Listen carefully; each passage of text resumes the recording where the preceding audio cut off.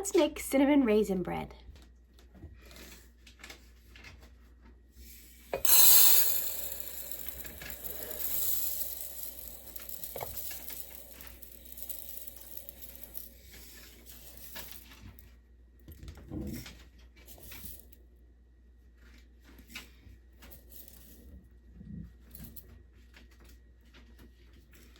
"400 grams of grain. I'm using hard red wheat. Just mill it into flour.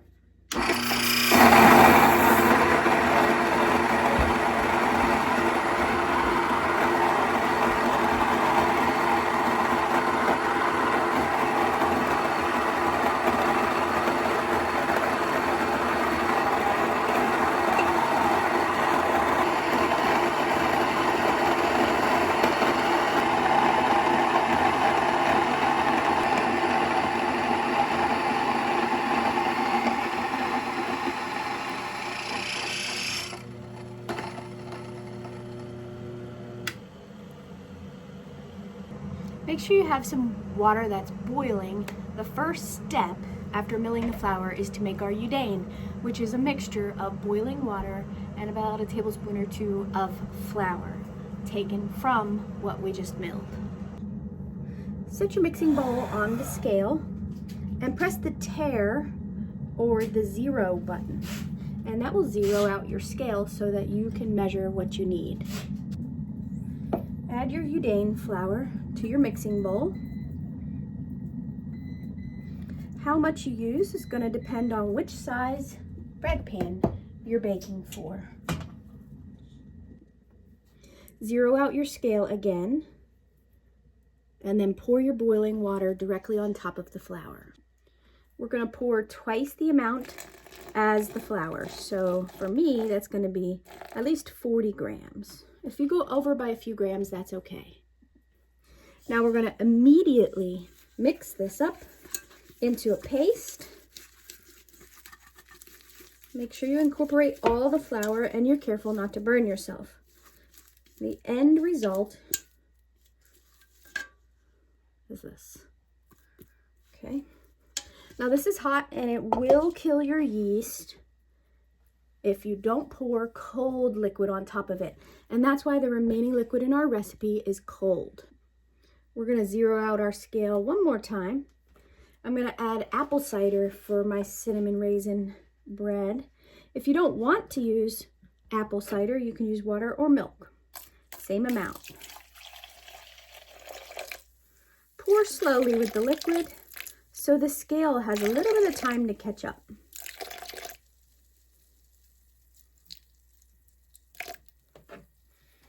I went a little bit over it. That's okay.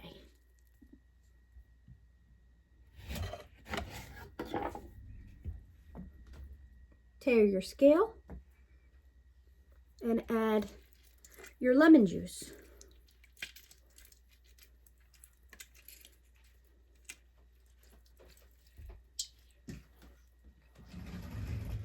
Next, your salt. Notice that we tare the scale or zero it out before each ingredient.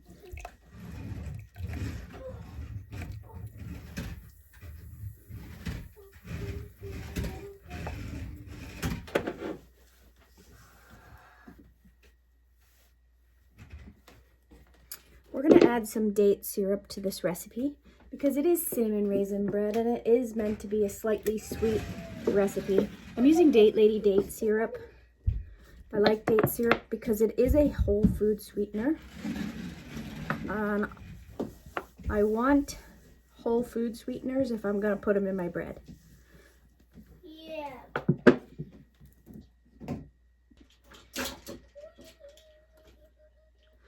About a cup of raisins. And about me standing on my Lego car. We like a lot of cinnamon, so I'm going to use about a tablespoon. How about a whole cup? A whole cup might be a little bit on the high side for us. Mom, look. Tare our scale.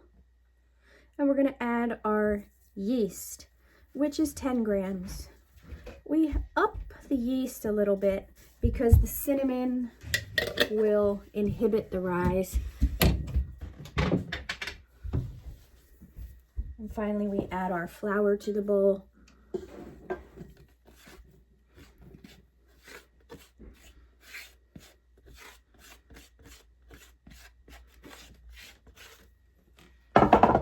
And knead till window pane.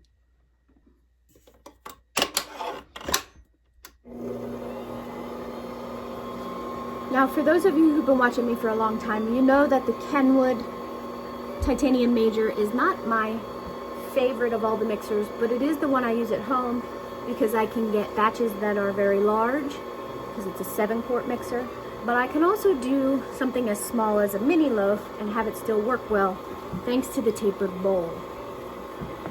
That said, the Zacme, whether it's the 5, the 7, or the 8-quart, that is my favorite brand mixer. And yes, I have tried almost every mixer out there.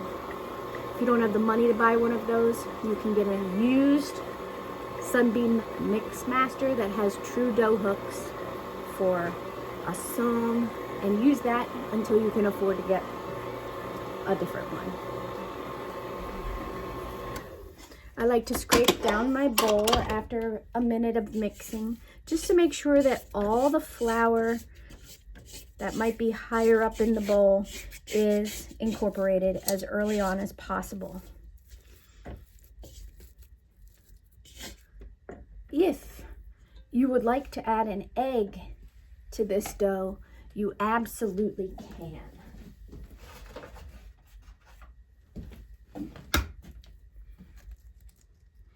This is a low enough hydration bread dough that you can totally add a little bit of butter, like a tablespoon or two, or a little bit of an egg, and still have it turn out great. We're gonna knead this dough until it's smooth, it's shiny, and it cleans our mixing bowl. How long that takes will depend greatly on the mixer that you have and its kneading capabilities. Once our bowl has been cleaned all the way and the dough is sticking to your hook like that, it's done.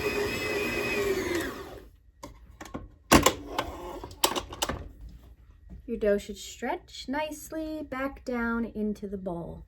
And this is going to be a wetter, stickier dough than what you might be used to with the beginner loaf. Using wet hands, you can clean off the dough from your dough hook. When you wet your hands, it helps keep the dough from sticking.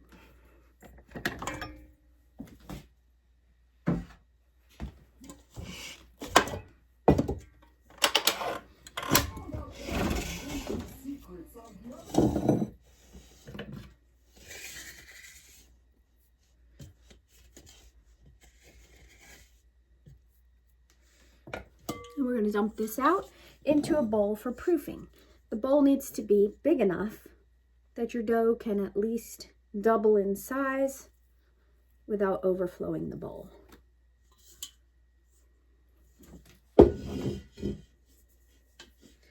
I like, for this size loaf and the 9x5, a 2.5-quart Pyrex mixing bowl.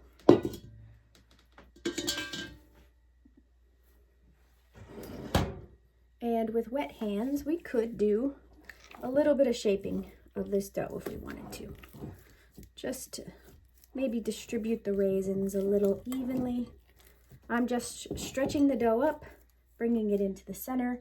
I like to call this clock stretch and folds because I'm doing it kind of around the clock. Just like that. Okay. And I'm going to form that into a little bit of a ball.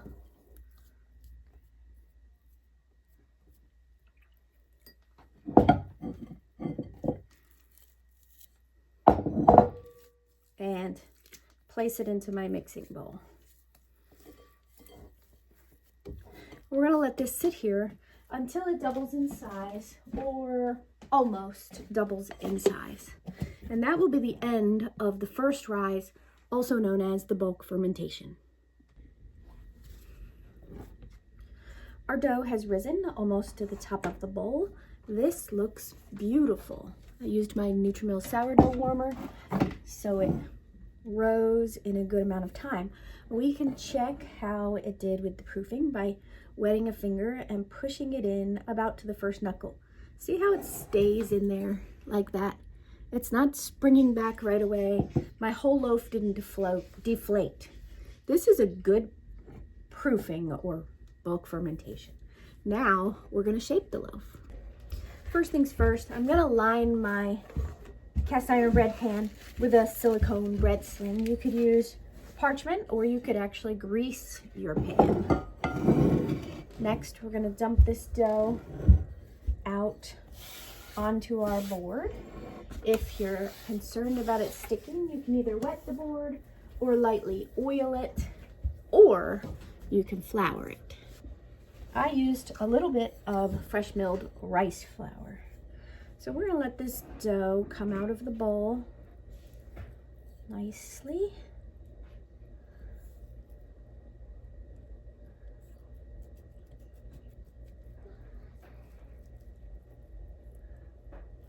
I think you just made a glass of extract right here. Okay, Down the extract right in my hand. okay. I don't know what that means. Okay. And then we're going to shape this dough.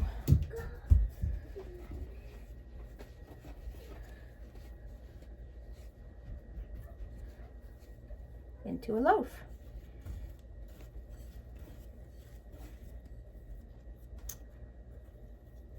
It's getting a little sticky there. Okay.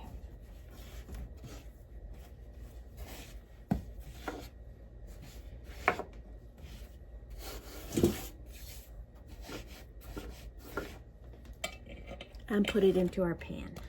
Okay. Just like that. This is going to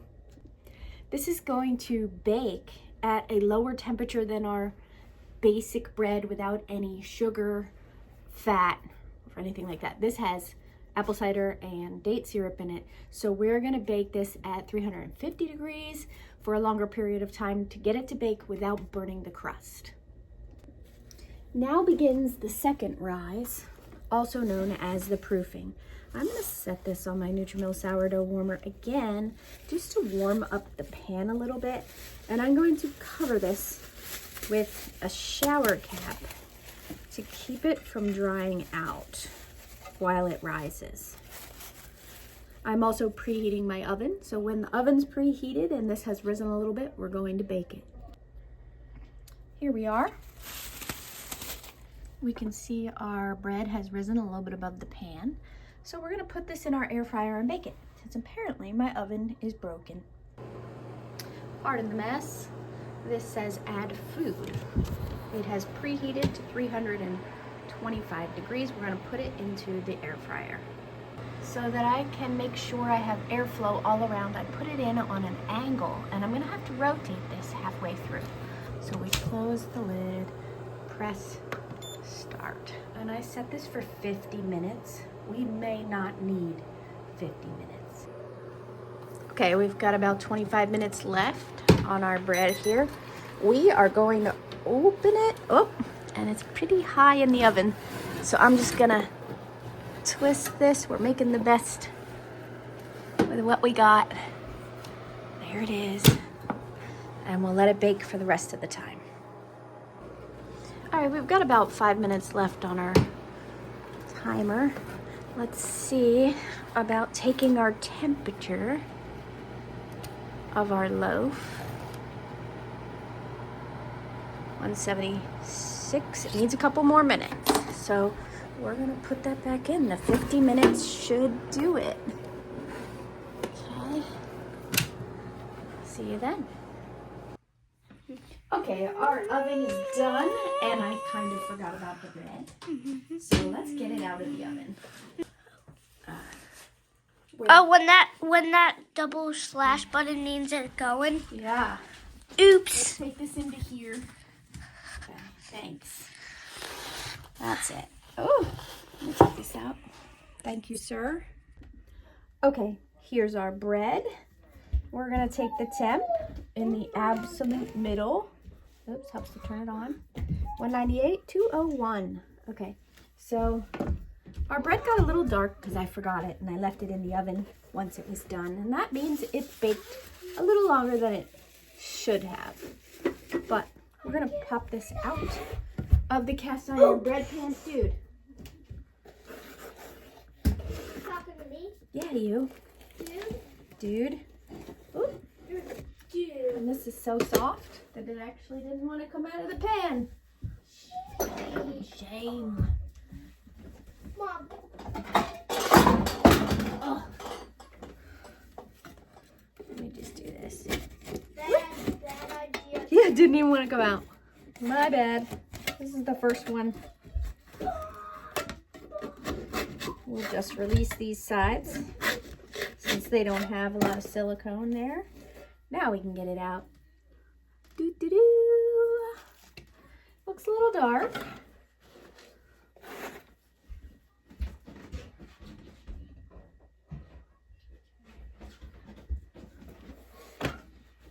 And so for whatever reason, my oven won't turn on today, and we made the most of it with our air fryer.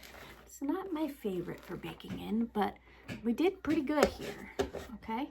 And you can see that the bread was still rising when I baked it, and it expanded here, which means I could have let this proof a little bit longer and it mushroomed over. So a 9x5 would probably be a better size pan for this amount of dough, but it's pretty good, isn't it? We have to let it cool down and then we'll slice it. All right, we're gonna slice this up. Here's what it looks like on the inside. It's the best, Eli says.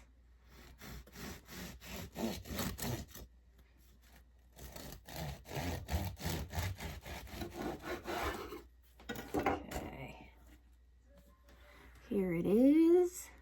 Now if you remember, I tore this loaf coming out of the oven, so we have a weak point here in the crust and here where I tore it. However, the rest of this bread is quite strong, so be gentle with your bread when you take it out of the oven. Don't cut the raisin. That said, it folds in half otherwise. Okay, but not great.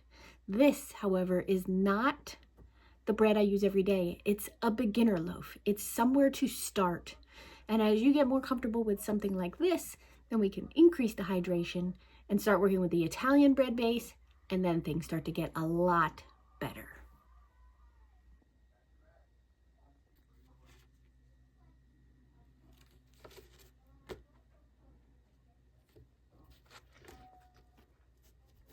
Flexible, cute.